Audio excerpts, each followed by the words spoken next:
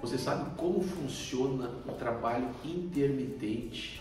E nada mais é do que uma nova modalidade implementada pela Reforma Trabalhista de 2017, no intuito de evitar demissões e readmissões num curto espaço de tempo, preservando assim o vínculo empregatício originário e que por autorização legal diz respeito a um trabalho que é prestado de forma não contínua, com alternância de períodos de atividade e inatividade.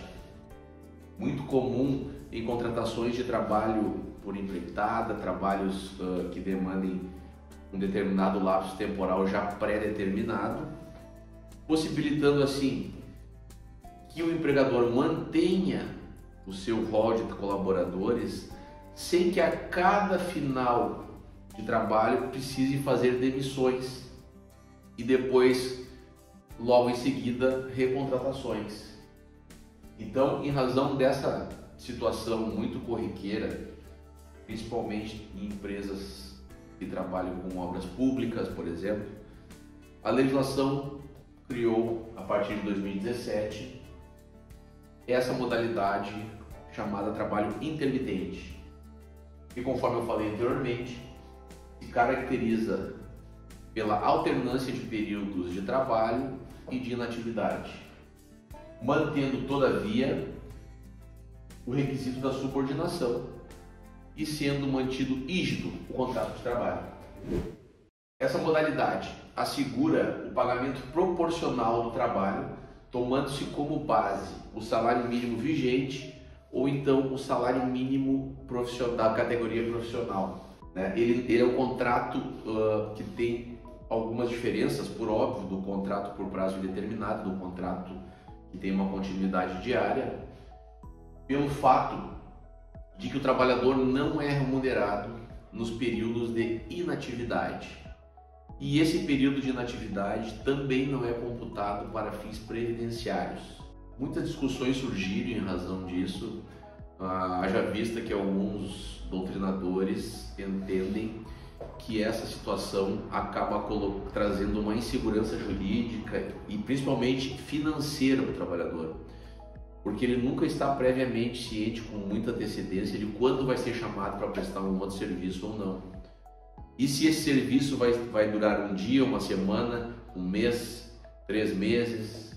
Então existe uma discussão, e justamente em razão disso que eles se caracterizam como um contrato sui generis, um contrato que não é comum dentro dos contratos de trabalho, em razão dessas peculiaridades. Então é muito importante que, mesmo sendo em períodos alternados, a legislação entende que não é um trabalho eventual, porque enquanto perdurar o contrato de trabalho intermitente, o trabalhador tem a convicção e a certeza de que outros trabalhos surgirão com o passar do tempo, porque se assim não fosse, o empregador certamente promoveria a rescisão do seu contrato de trabalho automaticamente.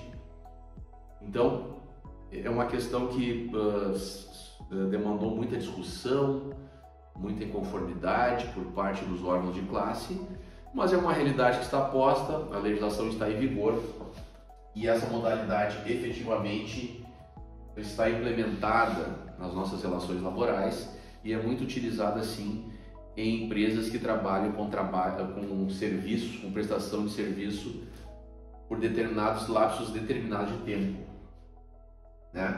A presença,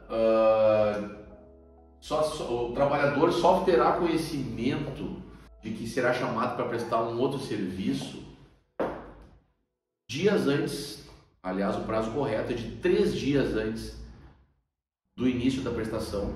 Ele precisa ser notificado por um meio válido. Com a tecnologia hoje, que já faz parte das nossas relações cotidianas, esse meio válido pode ser sim um e-mail ou uma comunicação via aplicativo WhatsApp, e também pode ser uma notificação por escrito, com no mínimo 3 dias de antecedência, sendo que o trabalhador possui um dia útil para manifestar seu interesse em prestar o serviço naquela oportunidade, entendendo-se o seu silêncio como recusa. Então é muito importante que, ao ser notificado de uma nova prestação de serviço, o trabalhador intermitente manifeste o desejo, o interesse em trabalhar naquela situação, garantindo assim a prestação de serviço. Então ele só terá conhecimento quando for efetivamente convocado. Outra situação que demandou muita discussão, conforme eu falei anteriormente, em razão da instabilidade financeira que o trabalho intermitente acaba demandando para o colaborador, uma vez que ele nunca tem a certeza, por exemplo, de em 3, 4, 5 meses qual vai ser a sua remuneração. Se ele vai ter trabalho durante todo esse período ou em pequenos períodos com muita alternância. Essa discussão jurídica, essa discussão existiu, né, e ainda causa muita inconformidade dentro das questões trabalhistas. É uma modalidade que não se aplica ao trabalhador doméstico. Também deve respeitar a jornada de 8 horas diárias e 44 horas semanais, uma vez que nós estamos trabalhando aqui numa relação de emprego, embora um pouco atípica, mas efetivamente, por força de lei, sim, uma relação com vínculo empregatício. Ela prescinde obrigatoriamente de um contrato por escrito. E essa modalidade também deve ser anotada na carteira de trabalho do colaborador. Nesse contrato também precisa estar expresso o valor da hora trabalhada. Conforme eu falei anteriormente, não pode ser inferior ao salário mínimo vigente ou então ao salário base daquela categoria profissional. O trabalhador precisa estar cientificado exatamente de quanto ele vai receber por hora trabalhada. Isso é uma exigência legal, certo? E é uma exigência que precisa ser atendida nessa modalidade de contrato.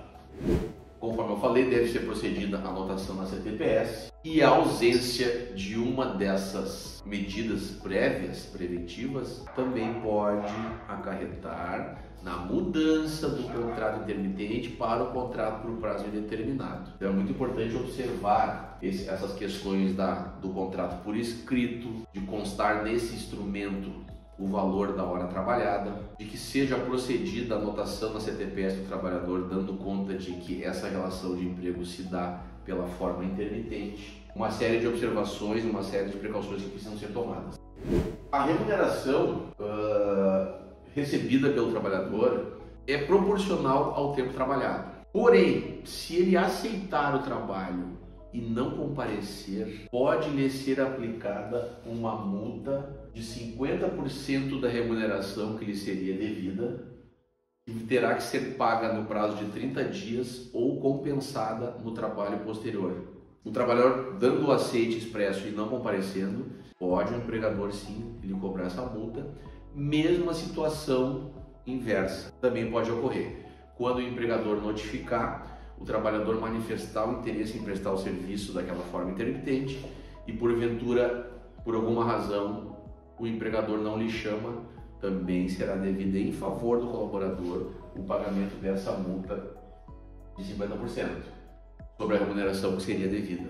O período de inatividade não é considerado para fins previdenciários, como eu falei, mas é computado como período aquisitivo para aquisição do direito a férias. Os 12 meses do período aquisitivo permanecem rígidos nessa modalidade, mesmo que durante esses 12 meses, e por óbvio, pela própria natureza do contrato, existam períodos de inatividade.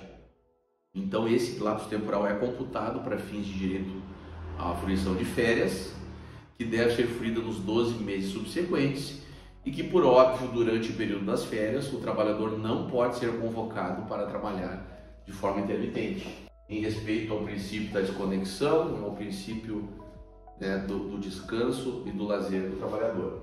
Ao final de cada período trabalhado, ele receberá a remuneração correspondente, férias proporcionais correspondente ao período trabalhado, 13º salário proporcional ao período trabalhado, o repouso semanal remunerado da mesma forma, e os adicionais legais. É feito um cômputo de tempo e dentro desse cômputo os pagamentos são feitos de forma proporcional, sendo que os pagamentos não podem ser efetuados em prazo superior a 1 mês e meio. Já sabemos que no contrato tradicional de trabalho a remuneração não pode ser paga em período superior a 1 mês, a 30 dias.